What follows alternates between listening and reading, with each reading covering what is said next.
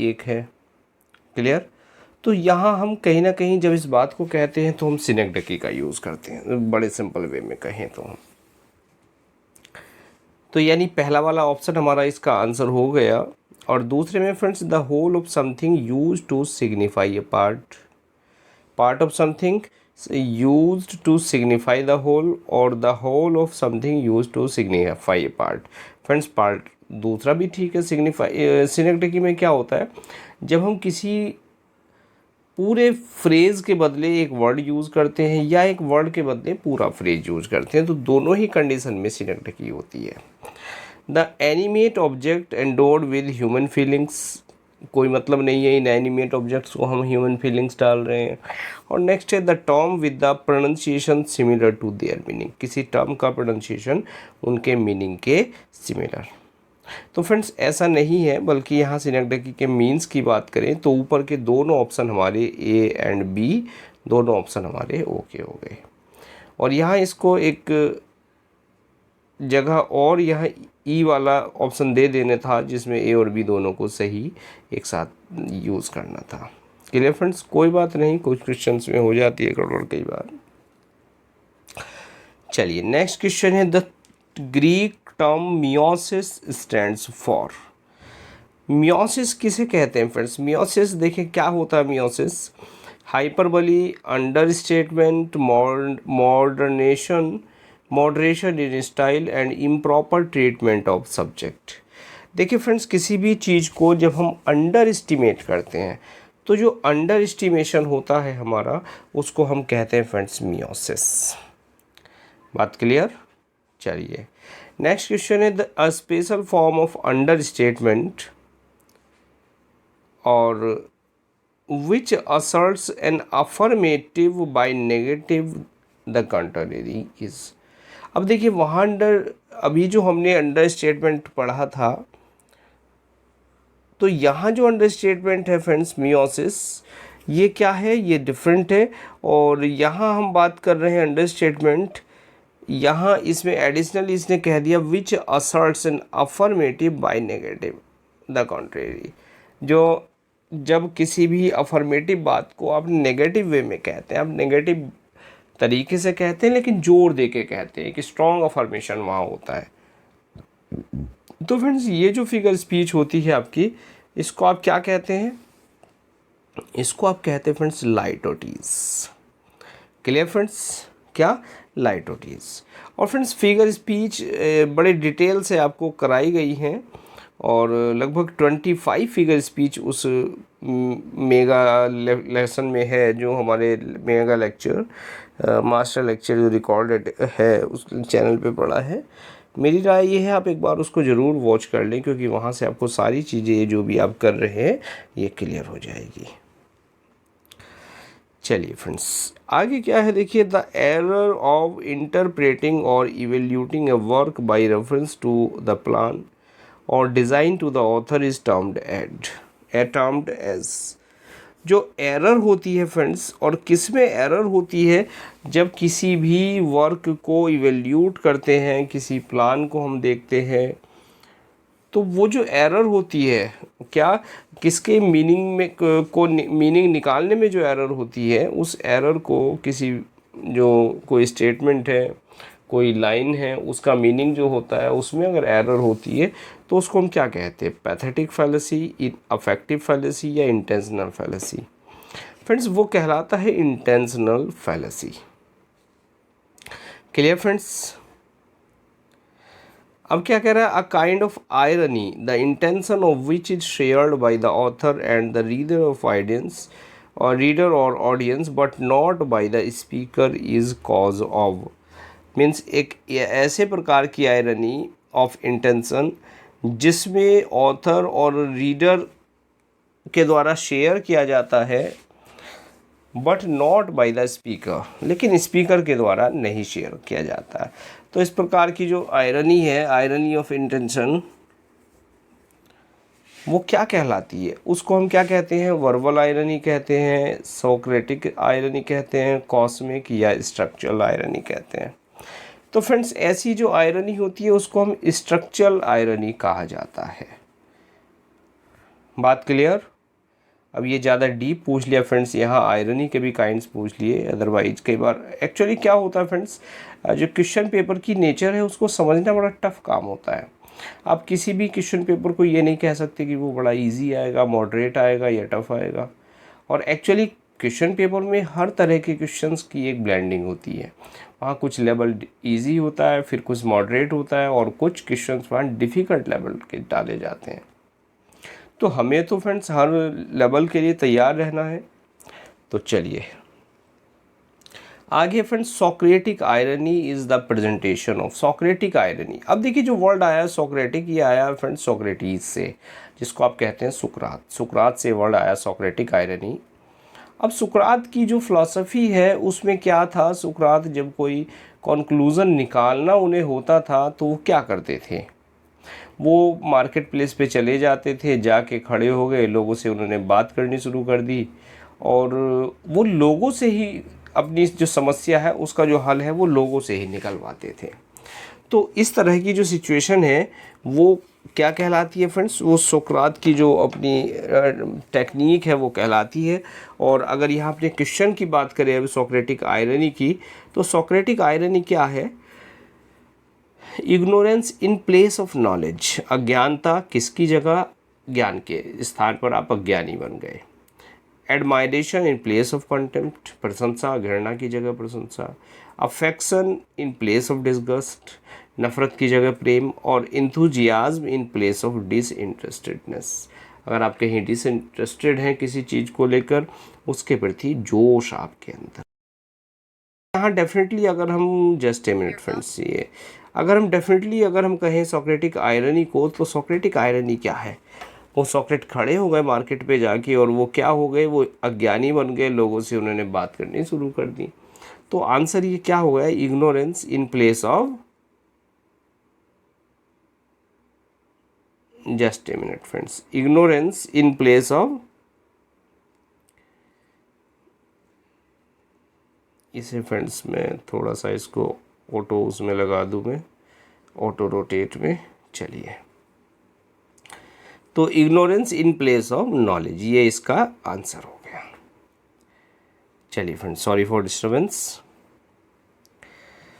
आगे friends, two successive syllable, दो successive syllable with approximately equal light stress consist आ, जिसमें क्या होता है, दो सक्सेसिव सिलेबल होते हैं जिसमें लगभग इक्वल लाइट स्ट्रेस होता है। तो वो क्या कहलाता है फ्रेंड्स, स्पॉन्डी, पायरिक, ट्रॉकी और डक्टाइलिक। तो डेफिनेटली फ्रेंड्स यहाँ जो बात वो हो रही है वो हो रही है पायरिक की। और फ्रेंड्स ये जो सिलेबल है इसको मैं राय दूंगा एक बार सारे सिलेबल बैठ के उनको लिख लेना, और क्योंकि जब मैंने तैयार किए थे सिलेबल, मैंने भी क्या किया था, जितने भी थे स्पॉन्डी, डायलैक्टिक और अट्रम सट्रम एनापेस्ट, जितने भी थे फ्रेंड्स सारे मैंने क्या कर लिए थे, एक जगह लिख लिए थे। और उनके जो राइमिंग, जो उनकी स्कीम है वहाँ जो जिससे वो मिल के बने होते हैं उसको मैंने वहाँ लिख लिया था, और फिर उनको कंपैरेटिव स्टडी करते हुए याद कर लिया था।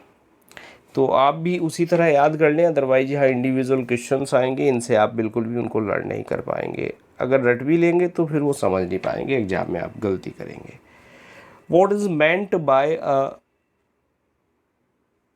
feminine ending of a line of verse? अब किसी भी जो लाइन ऑफ वर्स है, छंद है, छंद की जो फेमिनिन एंडिंग किसे कहते हैं, किसी भी लाइन की फेमिनिन एंडिंग। अब देखिए शायद नया वर्ड है आपके लिए फेमिनिन एंडिंग, चलिए देख लेते हैं। Closing with an extra lights level, एक एक्स्ट्रा लाइट्स लेवल के साथ क्लोजिंग। और closing with an extra stress level, जब सिलेबल लाइट होता है, जब सिलेबल स्ट्रेस्ड होता है, या जब सिलेबल एक्स्ट्रा होता है, या जब सिलेबल नहीं होता। जब एक्स्ट्रा सिलेबल नहीं होता, जब एक्स्ट्रा होता है, जब लाइट सिलेबल होता है, और जब एक्स्ट्रा स्ट्रेस्ड सिलेबल होता है। तो देखिए ये क्या होता है, जब भी कोई वर्स लाइन है उसमें फ्रेंड्स कोई एक्स्ट्रा लाइट सिलेबल होता है, तो जो एक्स्ट्रा लाइट सिलेबल होता है उस एंडिंग को आप नाम देते हैं फेमिनिन एंडिंग। Clear friends. अब क्वेश्चन नंबर ए में गौर करें और ए के साथ सी में गौर करें। एन एक्स्ट्रा सिलेबल और an extra light syllable, extra तो होता है लेकिन वो कैसा होता है, वो लाइट होता है। क्लियर। तो ऐसी एंडिंग कहलाती है फ्रेंड्स फेमिनिन एंडिंग। आगे फ्रेंड्स देखिए, the ubi sunt motif in poetry means the formula for lamenting. अब यूबिसेंट मोटिव क्या होता है पोएट्री में। चलिए फ्रेंड्स, अब देखिए यहाँ हम क्वेश्चंस तो हमारे लिखे हुए हैं, आंसर नहीं लिखे। और डेफिनेटली ये जो इस तरह के प्रैक्टिस सेट्स हैं ये आपके लिए बड़े यूज़फुल होते हैं, क्योंकि इसमें कहीं ना कहीं जब आप करते हैं तो माइंड पे स्ट्रेस आप दे रहे होते हैं।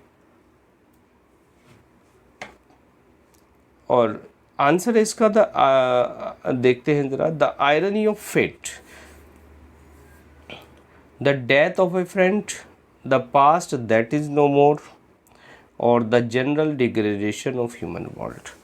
तो यूबिसेंट मोटिव ये क्या होता है फ्रेंड्स, ये होता है एक ऐसा फॉर्मूला लमेंटिंग का जिसमें ये माना जाता है द पास्ट, जो चीज़ें बीत गई हैं, दैट इज़ नो मोर, वो अब नहीं आएंगी। जो बीत गया सो बीत गया। बात क्लियर फ्रेंड्स। तो चलिए, according to the theory of north of fire, the four main narrative genre of literature are comedy, romance, tragedy and। इस ऑथर के अकॉर्डिंग ये theory of fourth of fire जो है, इसके अकॉर्डिंग क्या होता है फिर,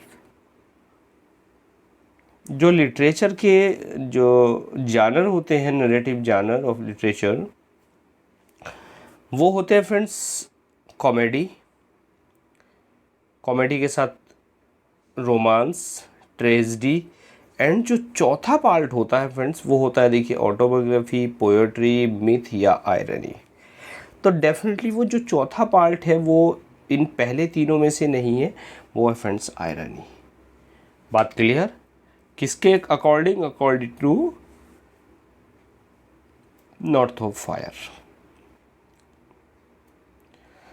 चलिए फ्रेंड्स, नेक्स्ट क्वेश्चन है friends, the pindaric ode stanza pattern was in set of 3। तीन चीज़ें होती हैं, डेफिनेटली इजी क्वेश्चन है और इसका आंसर भी आपको पता होगा। पिंडारिक ओड और तीन चीज़ों से मिलकर बनी होती है, स्ट्रोफी, एंटी स्ट्रोफी एंड, और जो तीसरी चीज़ होती है वो होती है फ्रेंड्स द इपोड। बात क्लियर। चलिए, नेक्स्ट है फ्रेंड्स ओनोमेटोपोए। ओनोमेटोपोए ऑब्वियसली एक फिगर स्पीच होती है जिसमें किसी साउंड जो होती है वो कोई मीनिंग सजेस्ट करती है। A figure of speech in which sound suggests it meaning. तो अब जरा देख लेते हैं क्या है। Echoing the same sound repeatedly, क्या जब सेम साउंड रिपीट होती है तब हम ओनोमेटोपोई की बात करते हैं, या echoing of the sense bye the sound, shape, size और मूवमेंट। और इकोइंग ऑफ द सेंस, जो सेंस होता है बाय द साउंड, उसको जब आप साउंड के शेप, साइज ऑफ मूवमेंट से आप क्या करते हैं, इको करते हैं, सेंस निकालते हैं। या echoing of the same sense और मीनिंग इन डिफरेंट वर्ड्स, जब सेम सेंस आप डिफरेंट वर्ड्स में लेते हैं। और नन ऑफ द अबव।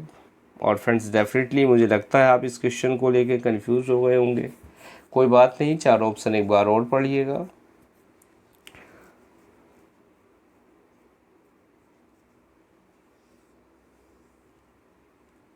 चलिए अब बात कर लेते हैं इसकी आंसर की। तो ओनोमेटोपोई का जो मतलब होता है फ्रेंड्स वो होता है echoing of the sense, clear, और by the sound, shape, size और movement.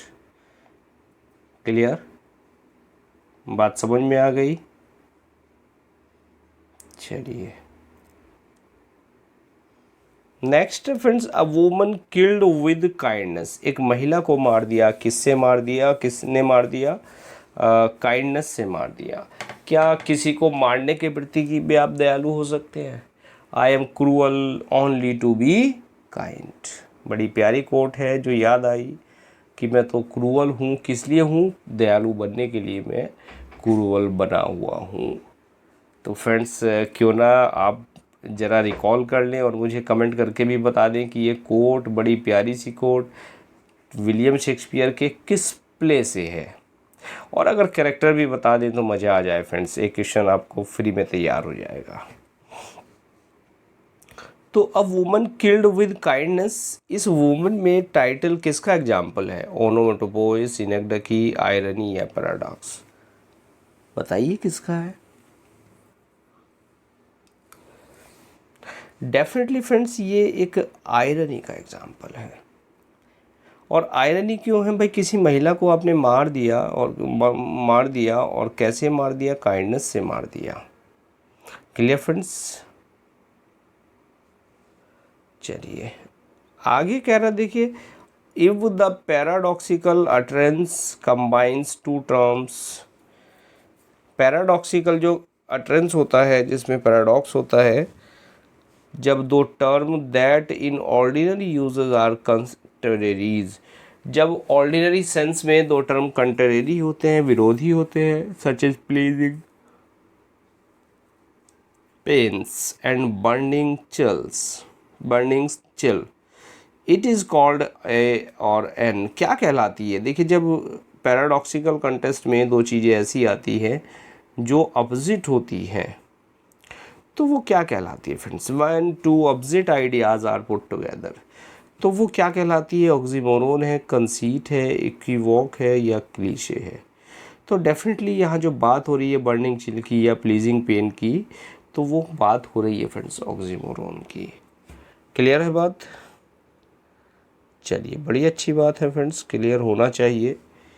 Next friends, pun is a play on words that are similar, कि पन क्या है? ए प्ले ऑन वर्ड्स है, शब्दों के साथ एक खिलवाड़ है, शब्दों के साथ एक प्ले है। और वो क्या है? In sound but diverse in meaning, जब सिमिलर होते हैं पन में, साउंड में सिमिलर है लेकिन मीनिंग में डाइवर्स है। Similar in meaning but diverse in sound, जब वर्ड्स जो है वो मीनिंग में सिमिलर है लेकिन साउंड में डाइवर्स हैं, डिफरेंट है। Both in sound and meaning, दोनों में सेम लेकिन डिफरेंट स्पेलिंग है, और या नन ऑफ द अबव है। अच्छा, पन क्या होता है फ्रेंड्स? पन होता है एक्चुअली श्लेष अलंकार। और श्लेष की अगर बात करें तो in sound words are similar in sound but diverse in meaning, जब वर्ड्स साउंड में सिमिलर होते हैं लेकिन उनका मीनिंग डिफरेंट होता है, तब होता है श्लेष अलंकार, जिसको आप कहते हैं पन। एक एग्जाम्पल दो तो आप क्या कह सकते हैं?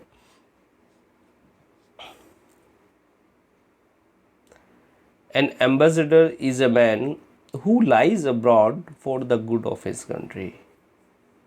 तो फ्रेंड्स यहाँ जो वर्ड है लाइज, कि एम्बेसडर एक ऐसा व्यक्ति होता है हु लाइज अब्रॉड, जो विदेश में रहता है अपने देश की भलाई के लिए। अब दो मीनिंग निकल के आए, विदेश में रहता है एक बात, दूसरा मीनिंग है इसी वर्ड का जो झूठ बोलता है, कि जो अपने देश की अच्छाई के लिए झूठ बोलता है। तो इस जगह क्या है? लाइज में फ्रेंड्स यहाँ पन है। चलिए आगे बढ़ जाते हैं फ्रेंड्स। रिफ्रेन क्या होता है? A short pause between line, line के बीच एक short pause. Concluding line of stanza in verse, stanza in verse की कॉन्क्लूडिंग लाइन, या a line or group of lines, एक लाइन या group of lines which is repeated throughout the course of the poem, जो पूरी poem के दौरान repeat होता है। या the pause between stanzas, stanzas के बीच में एक पॉज होता है। तो देखिए फिर क्या आंसर हो सकता है? रिफ्रेन कहते किसको हैं? Refrain a line or group, एक लाइन या ग्रुप ऑफ लाइन्स, ऐसा लाइन या group of lines which is repeatedly, जो रिपीट किया जाता है through out the course of the poem, poem के दौरान। क्लियर फ्रेंड्स, बात समझ में आ गई। किसी भी पोएम को देखें तो उसमें कोई पर्टिकुलर लाइन ऐसी होती है जो 4-5 स्टेंजा में बार बार वो ऑथर वो रिपीट करता है, तो वो क्या कहलाता है, वो कहलाता है रिफ्रेन। बात समझ में आई।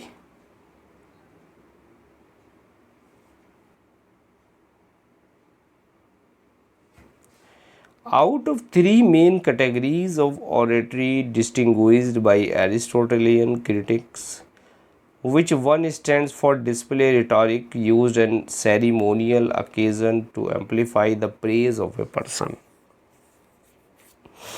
यहाँ किसकी बात कर रहा है? जो oratory distinguished by Aristotelian critics, Aristotelian critics ने जो oratory दी उसकी यहाँ बात कर रहा है, तो कौन सी ऐसी है जो रिटॉरिक को डिस्प्ले करने के लिए यूज़ होती है और किसी पर्सन की जो प्रेज़ है, प्रशंसा है, उसको बढ़ा देती है, एम्पलीफाई कर देती है। तो डेफिनेटली देखिए बात क्या कर रहा है, ये मेरे विचार से ईपीडेक्टिक की बात कर रहा है। ईपीडेक्टिक, डेलिब्रेटिव नहीं है, ईपीडेक्टिव फॉरेंसिक नहीं, तो ईपीडेक्टिव ये इसकी बात हो रही है। क्लियर फ्रेंड्स, कुछ क्वेश्चंस यहाँ बड़े अच्छे से हैं, डिफ़िकल्टी लेवल उनका बड़ा है, तो उनको भी देख के चलिएगा ध्यान से। Which of the following is a direct address either to an absent person or an abstract or inanimate entity? Direct address किसको कहा जाता है? जब डायरेक्ट एड्रेस की बात करते हैं तो एक ही नाम हमारे मन में आता है फिगर स्पीच का, और वो होती है अपोस्ट्रोफी। किसी भी इनएनिमेट को या एनिमेट को हम क्या करते हैं? डायरेक्ट एड्रेस करते हैं। Clear friends, roman a clef is a French term which literally means, roman a clef एक फ्रेंच टर्म है जिसका मतलब होता है नॉवल विद अ की, एक नॉवल एक की के साथ। Clear, roman a clef. चलिए आगे बढ़ जाते हैं फ्रेंड्स। यहाँ कह रहा which of the following is a sequence of two phrases और clauses with which are parallel? एक ऐसा सीक्वेंस, दो फ्रेजेज हैं जिसमें या क्लॉजेज हैं जो पैरेलल होती है, और उनको हम क्या कहते हैं? पैरेलल को नाम देते हैं हम केयसमस, जियोग्मा, टर्सेट या ले।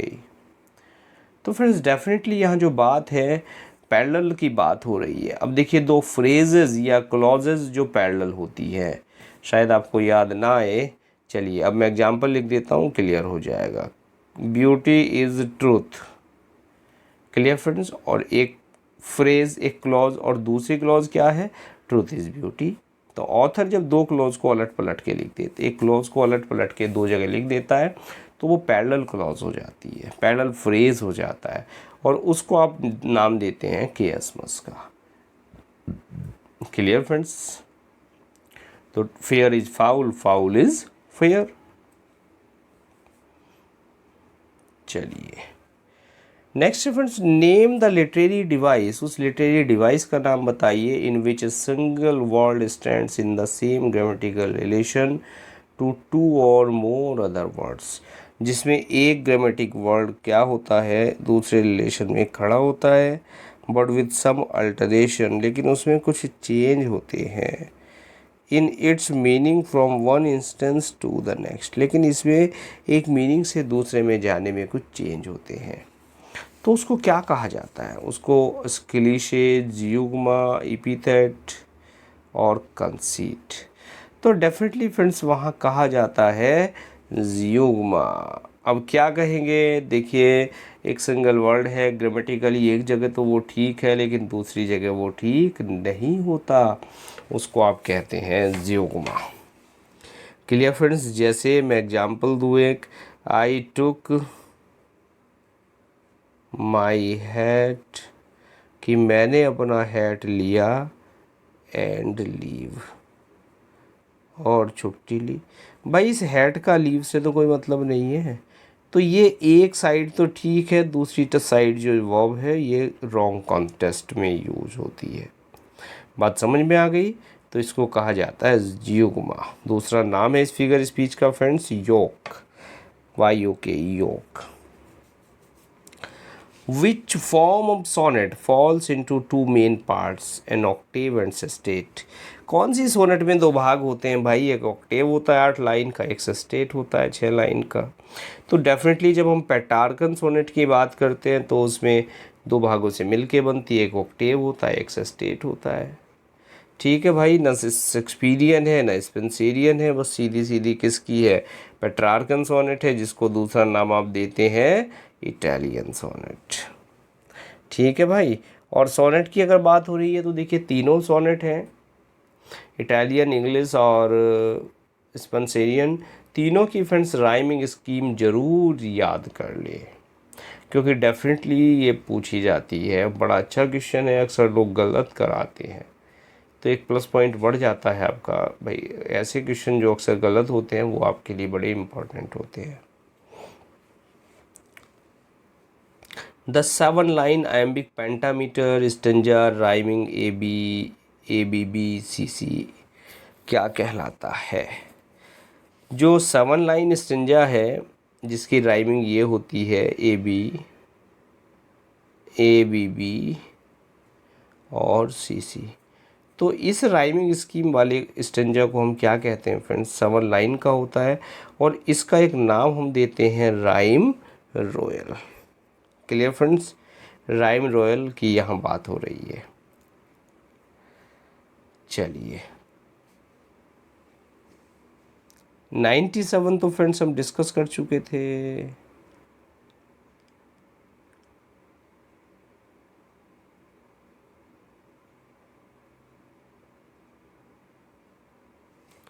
पीछे 98 को डिस्कस कर लेते हैं।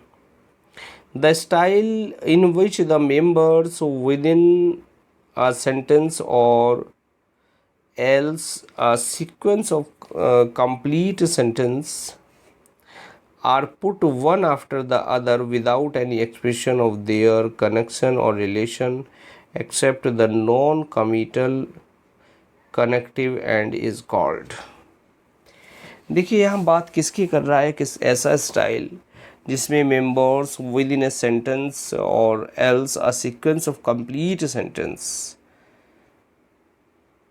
जिसमें किसी सेंटेंस या पूरे सेंटेंस का एक सीक्वेंस जो होता है are put one after the other without any expression of their connection, जो एक दूसरे के आगे लगाए जाते हैं, are relation except the non committal connective and is called. Definitely यहाँ जो बात फ्रेंड्स ये क्या कर रहा है देखिए ज़रा, पेरियोडिक, नॉन पेरियोडिक, पैराटेक्टिक और हाइपोटेक्टिक। ये मेरे विचार से यहाँ जो बात कर रहा है फ्रेंड्स ये पैराटेक्टिक की बात कर रहा है। तो यहाँ जो आंसर हो गया वो आपका क्या हो गया फ्रेंड्स? पैराटेक्टिक। और फ्रेंड्स डेफिनेटली अगर मैं आंसर भी बता रहा हूँ तो शायद ये आप इनको बड़े अच्छे से नहीं समझ पा रहे होंगे। द क्वाट्रीन इज स्टेंजा ऑफ, क्वाट्रीन क्या होता है फ्रेंड्स? कितनी लाइन का होता है? 6, 4, 8 या 9? तो डेफिनेटली देखिए क्वाट्रीन की अगर बात करते हैं तो एक जो 4 लाइन स्टेंजा होता है उसको आप नाम देते हैं quatrain. Chaucer in many of his contemporary tales used, Chaucer ने क्या यूज़ किया है अपनी कंटेम्पररी टेल्स में? ओटेवा राइमा, क्विंटेन या राइम रॉयल या स्पेंसरियन स्टेंजा। तो फ्रेंड्स अगर चौसर ने कंटेम्पररी टेल्स में बात करें हम तो बड़े प्यार से चौसर ने क्या यूज़ किया है? राइम रॉयल को यूज़ किया है, जो 7 लाइन स्टेंजा होता है जिसकी राइमिंग स्कीम अभी हमने ऊपर लिखी थी। Clear friends? तो आज का लेक्चर हमारा कंप्लीट होता है, 50 क्वेश्चंस हमने डिस्कस किए। चलिए फ्रेंड्स मिलते हैं नेक्स्ट लेक्चर में, and now thanks for watching this video.